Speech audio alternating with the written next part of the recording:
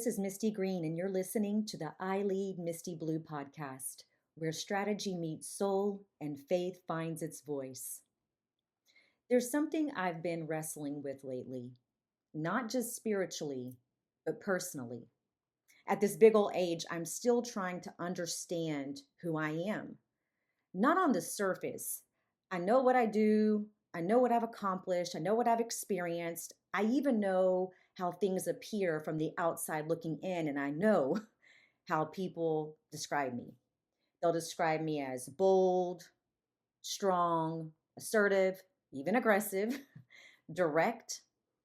Sometimes they'll describe me as courageous or colorful, if you will. Too much for some people, but yet not enough for others. But underneath all of that, I've been trying to understand what it really means to follow Christ while still being fully myself, being Misti. And honestly, that tension is real. Because somewhere along the way, I think a lot of us were taught directly or indirectly that becoming godly meant becoming far less human, less expressive, less bold, less present, less fully ourselves. Almost like holiness was supposed to flatten you into this polished or perfectly packaged version of yourself that never struggles, never questions, never even really enjoys life or laughs too loud, never says the wrong thing or the rough thing, and never wrestles with contradiction. But the older I get, the more I'm realizing something. Authenticity is what makes people credible. And polish wears out, polish rubs off. At some point, life hits hard enough that people stop looking for perfect. They start looking for real. And that's the plot twist nobody talks about. Coming out of a hard season and diving into Christ is not for the faint of heart. It's not escapism. People think faith is weakness sometimes because they've never actually had to sit alone with themselves long enough to confront what's not working. See, healing often happens in the quiet places, in the pause, in solitude, not in isolation, but in solitude. There is a difference. Isolation, it's going to disconnect you from people. But solitude reconnects you to yourself. It also reconnects you to God. And during some of the hardest seasons of my own life, I had choices. I could have searched for distraction, gone back to school, gone and tried to accomplish something else. I could have searched for validation, another accolade. I could have searched for revenge. And I could have searched even to escape. And if we're honest, every single person is searching for something. Everybody, every single one of us. Some people search for money. Some people search for relationships or partnerships, companionship. Some search for attention and validation, and some search even for status, while others are searching for substances to numb what's really going on, and some search for applause to basically fill that void. And then there are others who search for noise because silence forces us to sit there and think for ourselves and hear ourselves. But what has worked for me was faith. It is faith. It's not religion. It is not performance. It is simply faith and seeking God in solitude. Not because I suddenly became perfect. Oh no, I'm far from it. But because I knew if I didn't anchor myself somewhere deeper, life was going to swallow me whole and it was going to take me back multiple steps, even years. And here's the thing nobody explains clearly enough. Finding yourself in God does not erase the unique pieces of who you are. It refines them. That realization changed everything for me. And it literally just came to me while on my walk this morning. Because for years I thought following Christ meant I had to shrink parts of myself that were never actually the problem. The parts of me that others don't oftentimes escape. The parts of me that can feel like even sandpaper to some. I started confusing shrinking myself with what it meant to be spiritually mature. I thought credibility meant becoming easier for others to digest, less intense, less direct, less aware, less fully myself. I'm losing that muchness that has made me misty, but that's not who I am. I am bold. I am courageous. I am the nail that sticks out. I run toward problems while other people run away from them. I see quickly through manipulation, and I see quickly through inauthentic people and conversations and performance. And I see extremely quickly through dishonesty. And honestly, some of that came from survival. A childhood of living in a glass house, time spent navigating environments where my head had to be on a swivel. Juvenile hall in San Fernando Valley, a halfway house in Indiana, spaces where people others had already written off still carried humanity if you chose to look closely. And see, experiences like that, they shape you, they change you.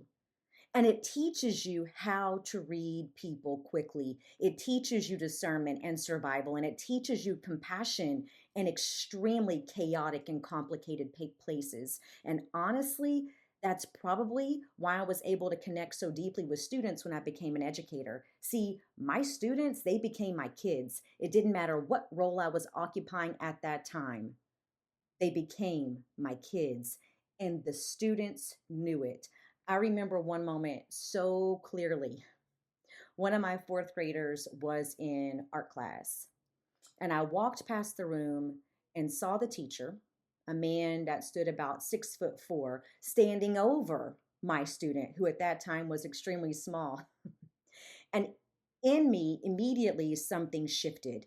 And without even thinking, I walked in, pulled my student out of class, and he never went back to art. Now, some of you may hear that and think, oh my God, that was so unprofessional. And maybe it was. Maybe there was another way to handle it. But for me, trust had already been broken between that student and that teacher. And I knew what it felt like to be small in a room with someone bigger than you holding power over you. So I protected the child. That instinct has always lived in me. I've always spoken up for people who lost their voice. But somewhere along the way, I started losing mine.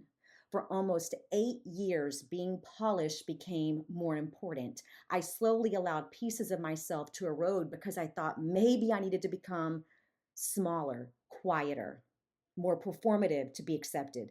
I started questioning traits that had actually helped me lead and protect people and navigate hard environments.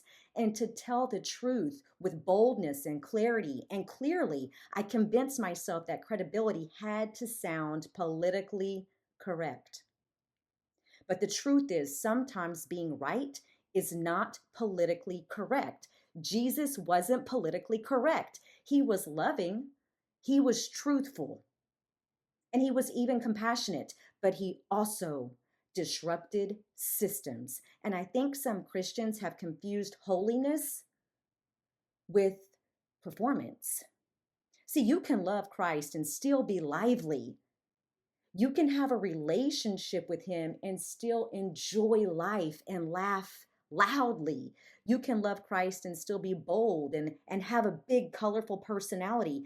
God isn't asking you to become a robot. He's asking you to become aligned. And that's the difference, because serving Christ and loving Christ are not always the same thing. We have to do both. Love him deeply enough to pursue him and serve him intentionally enough that our lives begin to reflect him. And balance matters. That's true spiritually too.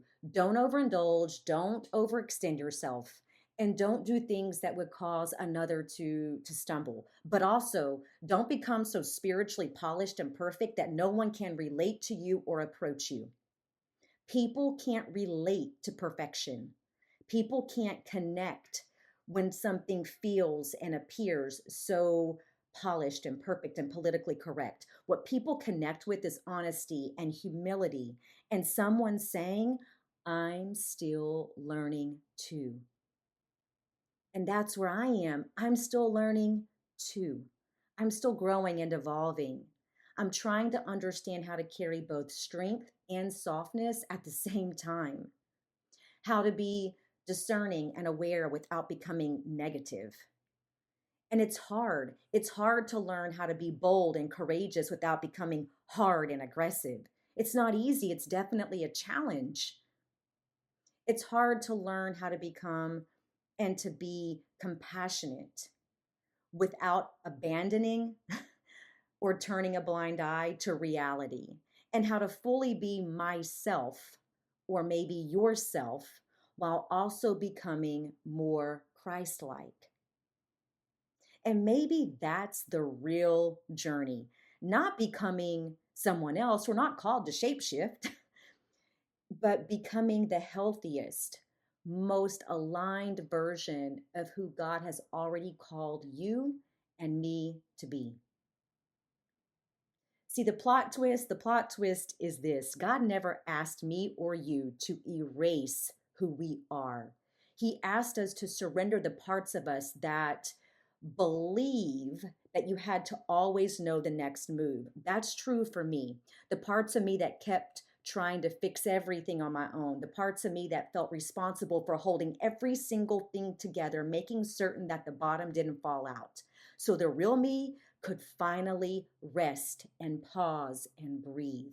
And maybe that's what healing and moving toward alignment really is: not losing yourself, but finding yourself again through God instead of through the world. Maybe that's the journey. Maybe that's the plot twist. This is Misti Green, and you've been listening to the iLEAD Misti Blue Podcast. If this episode spoke to you, share it with someone who's been struggling to reconcile their humanity with their faith. Because maybe the goal was never, ever perfection. Maybe the goal is simply to be whole. Until next time, keep living with clarity and with courage and with conviction.